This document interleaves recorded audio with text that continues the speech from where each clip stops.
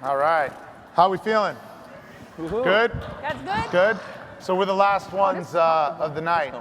So rather than make this panel kind of a typical, dull, slow talking type of thing, we're going to try to keep it upbeat because I think it's a really important topic, right? What we're talking about today is content really as digital currency, right? What's the number one rule? Well, if we think about rules, what we're thinking about is everybody here, we talked about this last night, everybody here really makes their living around content.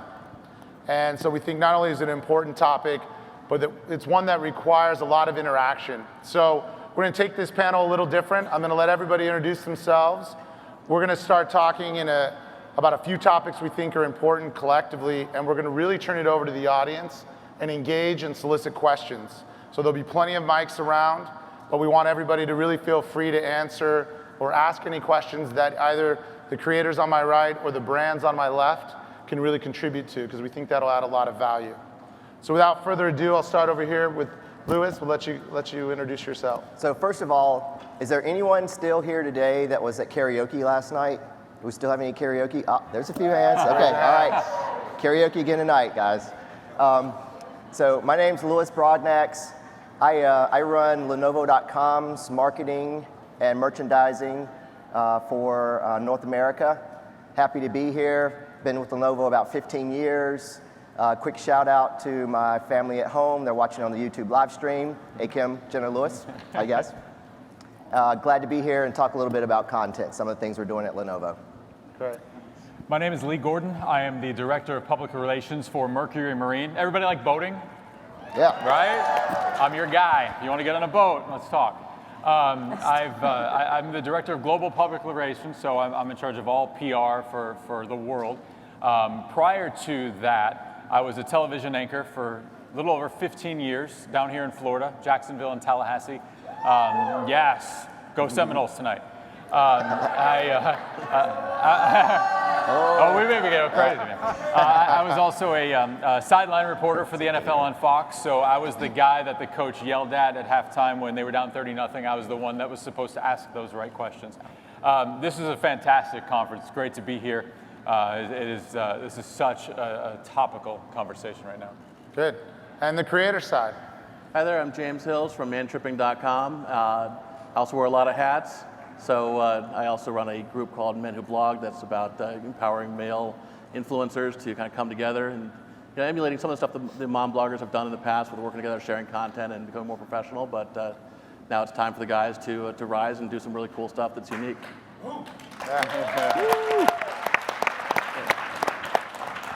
Hello, everyone. My name is Nicole Paris, and I am a beatboxer. Very well known. Thank you. Very well known for my viral video, YouTuber, and also known on the BET Cypher. And I am excited to be here at the IZEAFest with you guys, of course. You guys ready?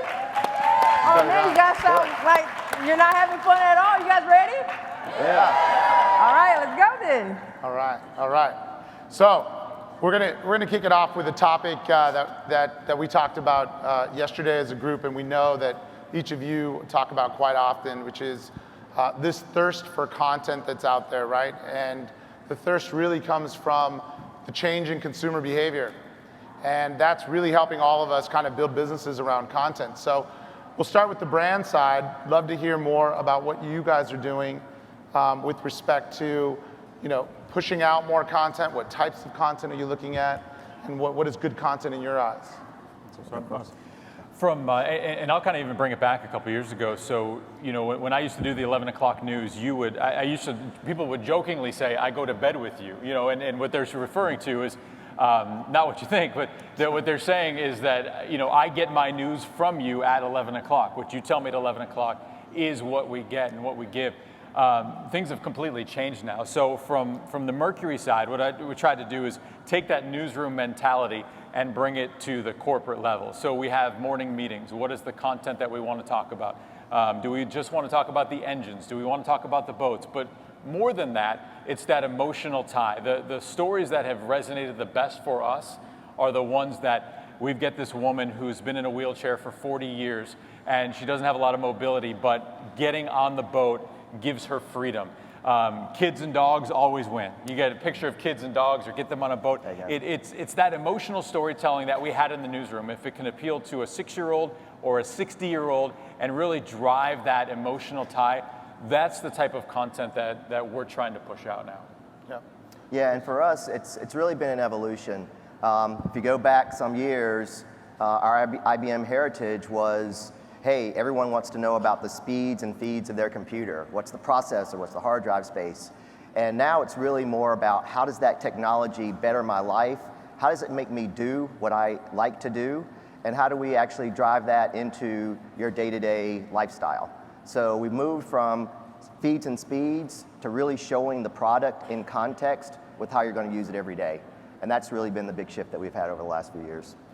Yeah, we talked about content in terms of being genuine. I think we've heard that throughout the conference, right?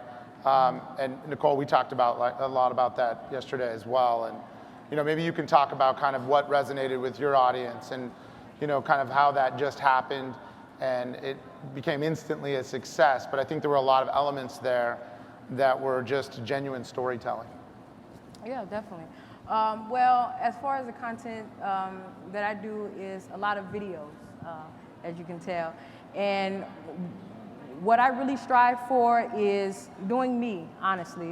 You see a lot of people in the entertainment system they do a lot of the same music, So I was really raised up on just doing my own beats, doing my own sounds, just doing me, what's best for me. And so I put that out, I put the content out, I do things differently, things that you don't hear, nowadays. So. Yeah, well, and I think that it's a big part of it. And James, just to add in there, you have an interesting background because you also worked with the Washington Post and in traditional media, and you kind of went out on your own. So maybe talk to us about that transition in producing different kinds of content. Yeah, sure. I think one of the challenges, and I was lucky to be with WashingtonPost.com, that kind of the first .com boom. We're lucky I got laid off, but not so lucky maybe. But it really got me prepped for this concept of always on, that there's new stuff, that it was more than just regurgitating what was in the paper once a day. And something happened at 5 o'clock, you posted it. You didn't have to worry about news hole. You didn't have to worry about that kind of stuff. But it was still very highly regimented. You had a very highly organized editorial calendar. And today the reality is like, hey, I'm sitting backstage, I'll snap a picture and do it. So it's good to have an editorial calendar be regimented, but you got to be able to seize the moment. I think that training that some people just don't do it. Frankly, even me, I mean, now I'm almost 40, but I feel old compared to some of the guys doing Snapchat that like, oh yeah, just take a picture of what you're doing. I'm like, but nobody cares, but they do. And so that's kind of, it almost defies editorial calendar, but you got to have both. And I'm thinking that's probably going to continue transitioning where it's going to be more free form, but you have to know the higher level stuff, if not what you're going to post at 5 o'clock versus at midnight. Yeah. One of the things we hear at IZEA from advertisers all the time is that they don't want content that is advertorial in nature, meaning that it's gratuitous promo so much. They really want to get into finding out and learning about genuine stories. And one of the things we talked about, Nicole, was that your dad's reaction in that first video was what really kind of also captured a lot of interest because you could tell it was a natural, proud moment, the smile, and you guys were both laughing. You were just having a good time. Yeah. And maybe all of you can kind of share, experiences and kind of creating those moments, whether you're on the creator side, you say it's just being you, but also on the brand side, how do you find people who have that affinity for your product? And I'll let you start over here on the creator side. Maybe how do you do that again, and how do you kind of make that come out naturally? Oh man, I take it back to how I was raised, honestly. Family oriented. My pops, he used to listen to old school hip hop, and he'll tell me a lot of stories about the old school concerts, how they would dance like for 24 hours. I'm like, yeah, nowadays nobody dance for like an hour, but they would dance for hours. He would talk to me about the performance, the underground, of the old school hip hop. And he will always come home to me every time. Every day he get off work, he'll come home to me, I'll be wide awake. I'll be like, where's Daddy at? Where's Daddy at? And he'll beatbox to me, and he'll share his insight of what he grew up on, which is the old school hip hop, KRS-One, the Public Enemy, And it's really about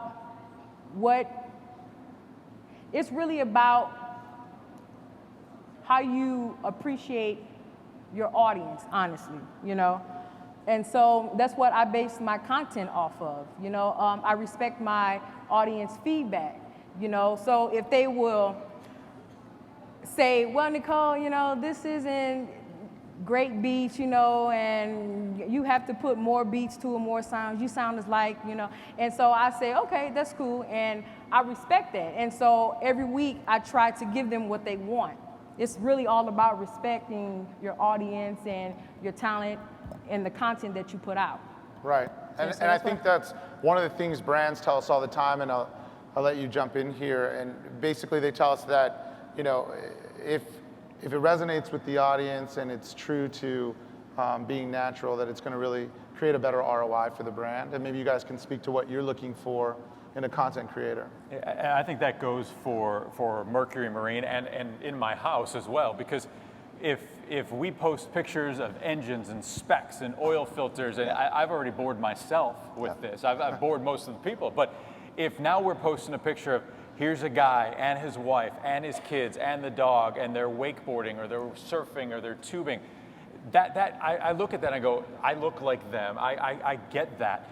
And one of the really cool ones, and we get these stories from all over the country, you get guys in Thailand who say, because of your engines, I can provide food for my family. We get friends of mine who will say, one of my fondest memories is going out on the water with my grandfather or my dad, and they recently passed away. And every time I go out on the water and I see that Mercury engine, it reminds me of them. It brings me back to my childhood. And those are the kind of ambassadors, those are the kind of memories. And in my house, I look at it too, because I could say something to my wife till I'm blue in the face. I could tell her, I don't like that. But if the blog that she reads doesn't like that, well, that's what's happening, right? I mean, that's how my life is. And it's how a lot of ours as well. So it's that resonating with that person, and socially, we try to focus less on the engine and more on just the experience and trying to get people to go, I can be just like that. Yeah, that's a good point. And for us, I'll tell you a little story. How many people play fantasy football? Or know people that play and are annoyed when they're talking about fantasy football day? There we go. Okay. All right. A lot of hands. So we're the PC sponsor for the NFL, and over the course of the last 3 years, we've really tried to figure out how do we activate that? How do we do a good job of activating it? And owning the Lenovo.com sales number, we never really did a good job of tying in, what is the NFL tie in to buying a computer online? So our first year, it was very, very, hey, there's a chance for you to buy a computer and win a trip to the Super Bowl. Very basic, not a lot of engagement, not really a great tie-in. Our marketing team in the second and third years did a great job of working with The Onion. And they came up with literally a season-long episode of what was called Tough Season. So it's a guy, he's lost his fantasy football league every single year. It's tongue-in-cheek. It's how technology is going to help him win this championship this year. So we had The Onion actually helping us create content around someone's passion. So it's back to passion and what you're passionate about, what you really want to be relevant for. And we did a really good job of engaging the customer or engaging the user base with tying in fantasy football to the NFL sponsorship. But there still wasn't that direct tie-in to a purchase on site. So this year we actually have a third program which takes it to the next level, where we have what's called Fantasy Online College. Again, video content, print content, online blogs, lots of social engagement, and for the first time, we now have product that's laser engraved with teams' logos. So as the fantasy football season's kicking off, we're trying to make sure that we're relevant, we're in the conversation. We have football players that are sending their competitors, a computer with the other team's logo on it. So we're just trying to make it fun and make it a little more relevant for the tie-in between the sponsorship, the product, and passions that people have. And then the one that we're working on right now, of course, is the fantasy football. Yeah, and I think, brands have always, and James, jump in here, because brands have always really been worried about their customers for all the right reasons. And so everything that they've been doing is about clustering, content around what the customers enjoy, what they need, and what's also going to convert ultimately, right?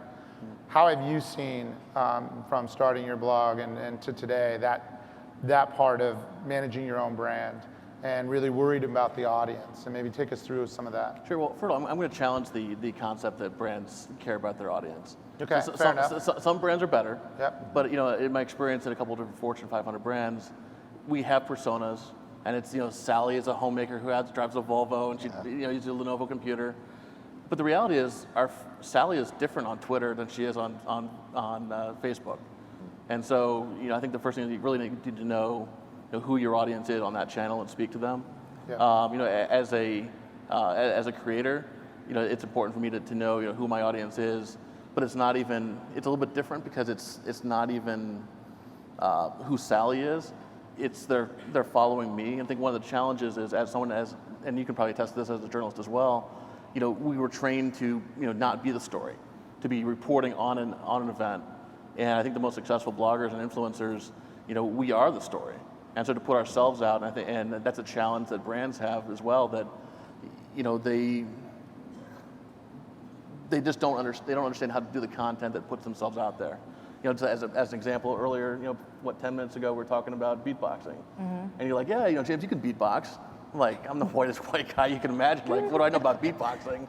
But, and I think later we're probably going to do a little video or do something, Yeah. And that's cool. It's something that I guarantee you, even me looking like a complete idiot, you guys are going to retweet and engage and it's going to have a connection, with me, with you, and probably with IZEAFest. So I think that's one of the biggest things that all brands, whether they're a corporate brand or a creator brand, really needs to be aware of. Well, let's talk about that real quick. So do brands care about their audiences, and do they care more now than they used to before? Is there some validity there? And what tactics do you take to ensure that you're listening? I think we care differently today than ever before. And to your point, which is a great one, because I remember the first time, and we were talking about this yesterday, the first time my news director said, we are hiring a social media reporter. And I went and I said, that is the stupidest thing I've ever heard in my life. There's no way I'm sending it to this person. We're going to do our stories. And I said, well, what do you want to do? They said, well, we're going to compile the tweets and the Facebook posts, and she's going to read them off. I'm like, that's ridiculous. I'm like, that's the stupidest thing. I said, people are going to change the channel. Now, and again, we used to kind of be the voice of it, and we used to joke, when a reporter would, if you're interviewing LeBron James and you tell the photographer, get a two-shot, we call it me-roll instead of B-roll. You'd always kind of want to be part of it. Now, as in the news business or us, I'm always looking for that user-generated content. Before, I would have said, absolutely no way.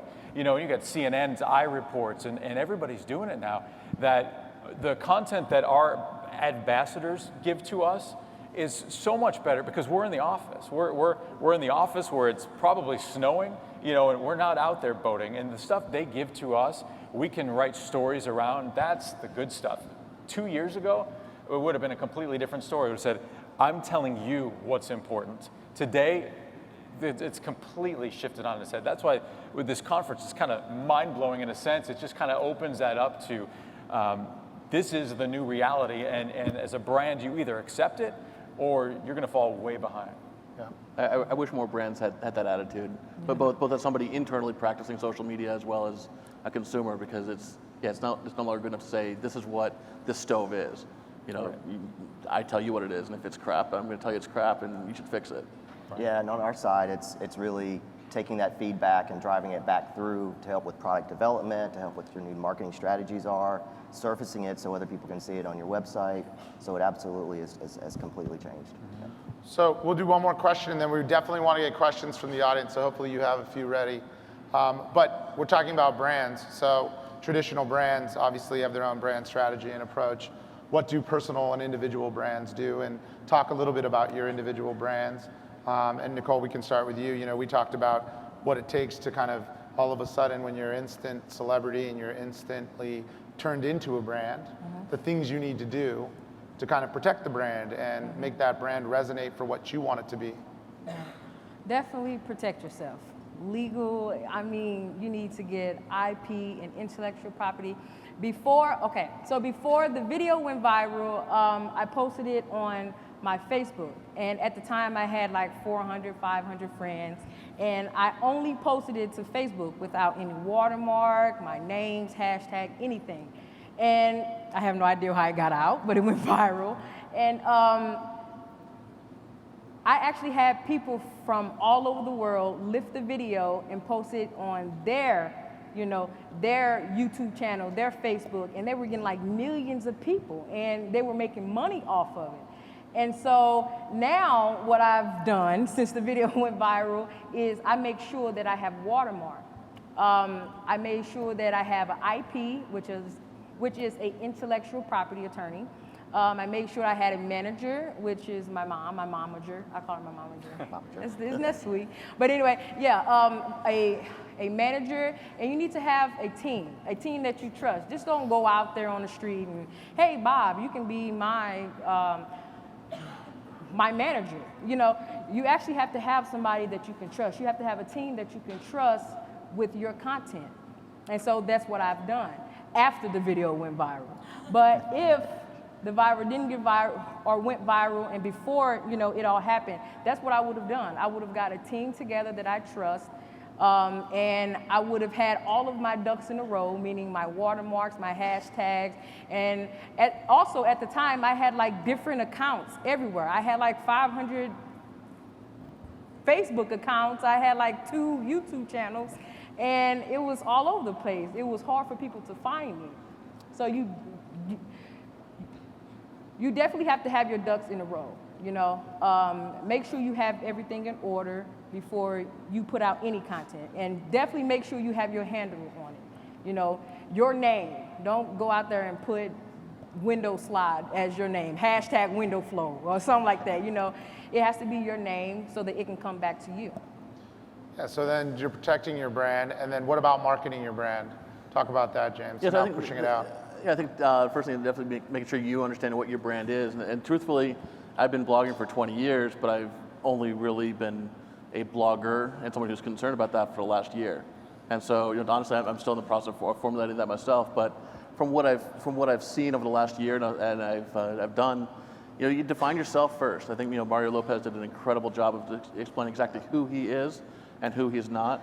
And that's not rocket science. I mean, yeah, it works great for him, but it works great for everyone in this room too.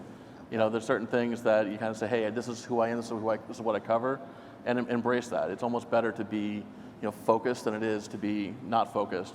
And that's probably the biggest thing. But once you do that, making sure you've got your stuff in a row and this is just basic, even corporate stuff. Does your logo match on your business card and your website? Does your pages load properly? Do you have 4 different colors of red, or do you have whatever? It's consistency so that people understand who they are and who they're following. Because otherwise, you're just in the ether, not having any consistency. Good. Yeah. So when we talk about this in terms of digital currency, right, with content, one of the things I think we all kind of agreed on, and what we're hearing here is that it's about the ability to kind of think of it as cash in your wallet, right? You save some of it, you spend some of it, you run cycles through producing a lot of content, right? And you're hoping to earn more of it.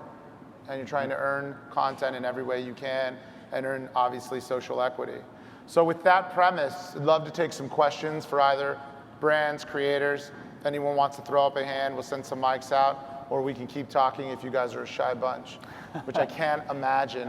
We've got one over there in the back. Ready for the pre-party. Yeah, everybody's ready to drink. Hello, everybody. Very nice to meet all of you, and thank you for this talk that you're doing. I have a question about if you're trying to identify the influencers in a new market, or a subsect of a market that you don't really have as much of a grasp on. You're trying to find, the current people who are influencing that market, and possibly building collaborations with that. Are there any steps or key points that you look for that you found helpful? I don't know if that phrasing is Yeah, what do you guys look for when you're looking for influencers? Yeah, so I think it depends on the segment that you're going after, who's your audience, your target audience, and then really finding a good partner like an IZEA that can go in and really understand your business, understand what your longer term direction is, and then matching together your audience profile with those influencers. And from our side too, you've got to, it kind of always the ABCD of personal branding, appealing, believable, consistent, distinctive. In our world, our advocates know if you're faking it. They know if a story's wrong. They will point out the most minutia detail. So we have a competitive angling team of about 1,400 or so that that sometimes they'll write for us, sometimes they'll tweet. They get it. But from the outside, that's always been the resistance of our industry, of the marine industry, is because if you engage with somebody that's a fantastic writer but doesn't get it, you're going to lose that message. So for us, it's number one more than anything is, do you get the industry? You don't have to get the nuts and bolts in the inside of the engine, but if you kind of get that overall picture, then there's a much better chance that story will resonate. Yeah, and Louis, we were talking about technology that way, where a lot of tech companies would get the engineers to write and produce stories, right? Talk about the pitfalls there, where you can get too technical. Yeah, right? And that's where we started, right? Our Lenovo bought the IBM PC division some years ago, and it was really tech spec driven, and all that content was coming from the bowels of the product developers. And in today's world, technology is more than just that box that's sitting in front of you. It's part of your lifestyle. It's part of who you are, whether it's PC or tablet or mobile phone. And the content that you need is absolutely different. So yeah, there's the details that you have in the background, but it's more about how are you going to use it, how is it going to improve your life day to day. And that was a shift that it took us a while to actually figure out. It's funny you mention that, because when I talk to our engineers, I always say, talk to me like I'm in kindergarten. And I'm like, you've got to dumb, I'm around it all the time, but you've got to dumb this down, because they are so high level with the detail. I mean, just literally, if I'm explaining this to my first grader, can I explain this to them? And what we found was, we did the same thing. Talk to us like we're a kindergartner. I was like, wow, that must be a really smart kindergartner. Right. Talking to, right? It's like, Exactly. Good. Any other questions? Let's throw some hands up. Yes, sir. We have one here in the middle. Thanks.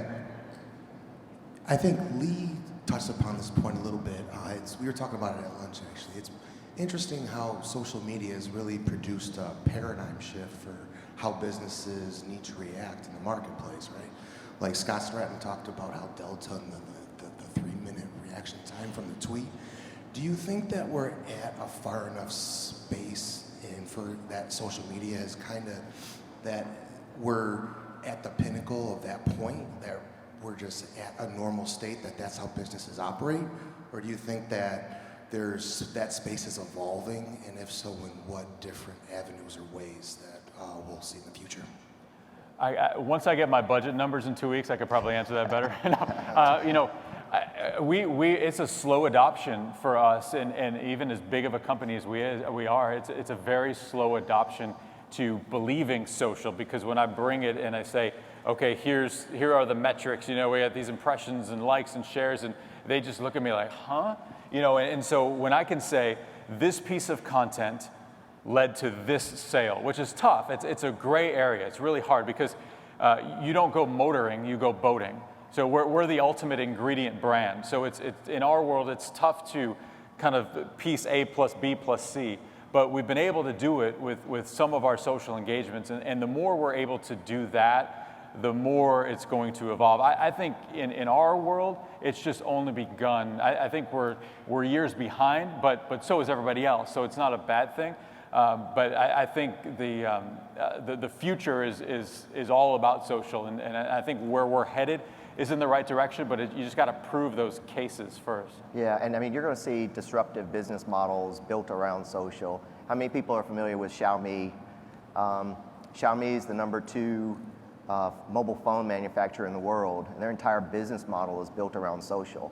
Their social base helps develop the product, alpha test, beta test. They get all the feedback directly from the end users. They buy purely online, and they are growing like crazy overseas. And that's just disruptive business practices that social is driving. So I think, I think you'd be amazed at what we're going to see through this industry over the course of the next few years. Yeah. Well, and how long have you been blogging? You said Since about 96. 96, okay. And how long have you been in the social space and kind of on in your brand? I've been on since 2013. Okay, so, I think this is a good example too of just kind of maybe you've seen a lot of changes, right? You've seen a lot of changes in the space. And to your question, right, there's an evolution, and like with traditional media and others who could be slow adopters, I think any legacy business tends to be slow adopters, or because just there's a way of doing things, right? And everybody has to change, and we've talked about this conference, you've heard people talk about change is tough.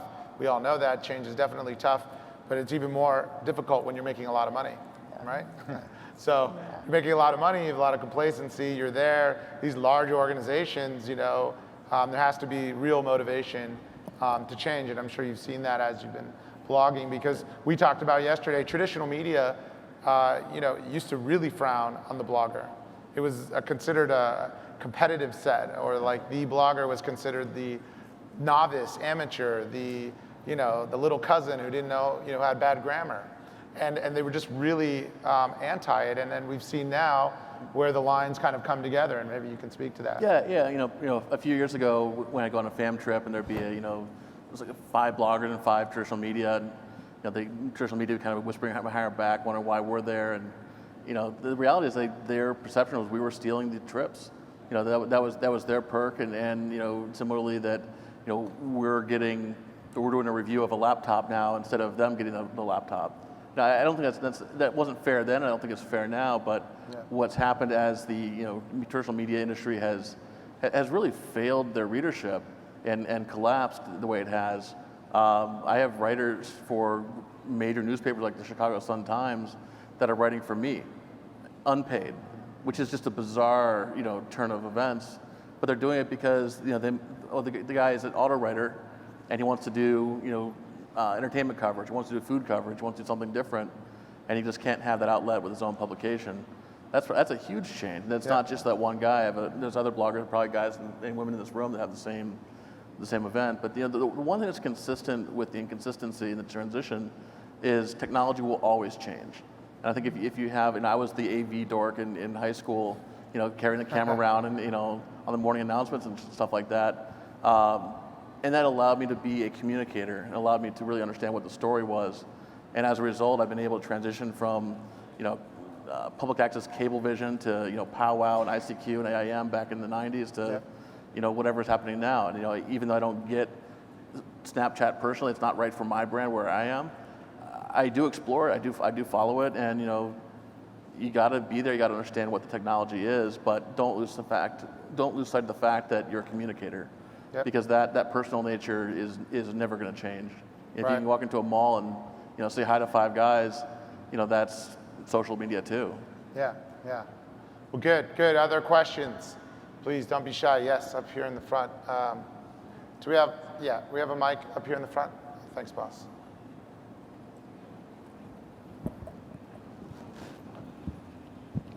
Hi, everyone. Hello. Okay, so I guess each and every one of you are representing a brand or a company that's very unique in its own right. So my question is, sorry, I don't usually talk in front of all this amount of people. Oh, It's just us. Great. Yeah, Small group. So as a brand, you usually try to break away from the pack. But like you were saying, a lot of companies that are your size, like motor companies, they tend to be years behind. So are you trying to find a way to break away from the pack, or are you kind of just going along with the other companies as well? Do you find it advantageous or disadvantageous to do so? We try to be ahead of the curve in all the different things. So we were last year, or that's actually this year, this February, we were the first marine company to stream a product launch. But we are, then I also have to take a step back. We're a publicly traded company. So while I want to go rogue sometimes and do some crazy things, I always have that, that guy on my shoulder going, hold on a second, wait a minute, it's got to pass all the muster tests. But I think what we're trying to do is set a new standard. You always have the people who are like, oh, the no comment. And I'm like, don't ever say that. Don't ever, ever, ever say no comment. We're going to say something, but so I think there's kind of that happy medium between trying to be a trendsetter, trying to set a new trend for how we get the content out, but then also making sure our stakeholders and my boss is happy in the way that we do it. It hasn't changed the business model in any way. So there's kind of that dynamic, but I think it is, as we continue to move forward, they're starting to see, there's a lot more value to the social currency, as you brought up.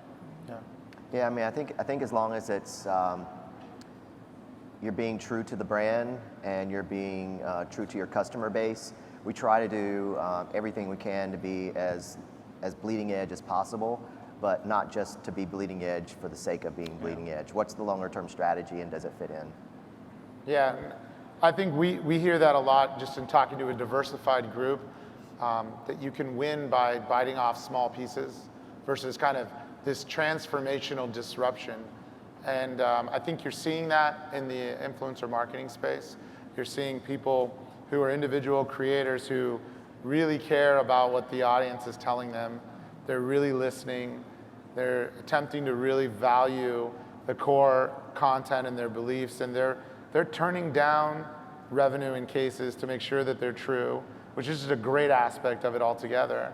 And the brands are kind of getting the same way. We're seeing that the brands are kind of trickling in. They're like, I can take a little more chance now because I'm confident that the creators following the rules. They have a rule of engagement. The creators are not only loyal to their audience, but they're loyal to themselves, which you guys talk a lot about.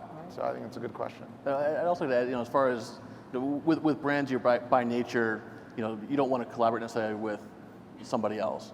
But I think one of the things that I noticed with the mom blogger market is they were very, very good at working together and collaborating, whereas a lot of the guys, we just went and did our own thing. And some of us became incredibly successful, but we never actually worked together. And I think competitive collaboration is the future, and I think that's ultimately going to be the future for brands as well. Finding compatible brands. Like when I was at Sears, we'd partner up with it. Well, actually, we had a towel brand, a house brand, but those kind of opportunities, so we're not all going it alone, and so we can do fun stuff together. And that's, I think that's the future is collaboration, because it's the individual brand. I think is less important. It's what you stand for. Yeah. I mean, collectively, the men who bloggers, are powerful. Individually, I'm not that powerful. Drew has an awesome blog. He's not that powerful. But together, when we're able to retweet stuff together, we suddenly become cool. Well, yeah, and Nicole, you talked about your excitement around the culinary arts, right? Yeah. So that might lend itself to other brands that you can engage with in the same way, right? Yeah, definitely. It was definitely a bond between me and my pops, and that's actually what I went to school for. So I actually have a degree in culinary arts, but yeah, that's definitely a bond that me and my pops do, and so I try to incorporate it in my content as well.